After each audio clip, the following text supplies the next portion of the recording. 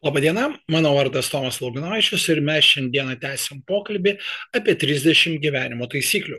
Šiandieną pristatau 25 taisyklę. Jis skamba taip. Nemoki kalbėti, rašyk. Interpretuoju. Jeigu jums kažkas nesigauna ir tam tikroje srityje jums labai nesiseka, gal iš tikrųjų reikia tiesiog paimti ir pakeisti sritį ir kažką tai daryti kito. Labai dažnai žmonės užstringa ties tuo, kas jiems nelabai sekasi ir jie nori toj srityje pasiekti super rezultatų. Labai didelė pagarba, atkaklumas, siekimas, ryžtas, užsispyrimas. Bet ar visada taip reikia elgtis? Galbūt kai kur jums sekasi iš tikrųjų nuostabiai ir lengvai. Gal tiesiog paimti ir pakeisti veiklą. Pagalvokite apie tai. Neskubėkit su atsakymais, neskubėkit su sprendimais. Pabandykite. O jeigu domina paskaitos, seminarai, paskambinkit ir parašykit. Laukiu jūsų.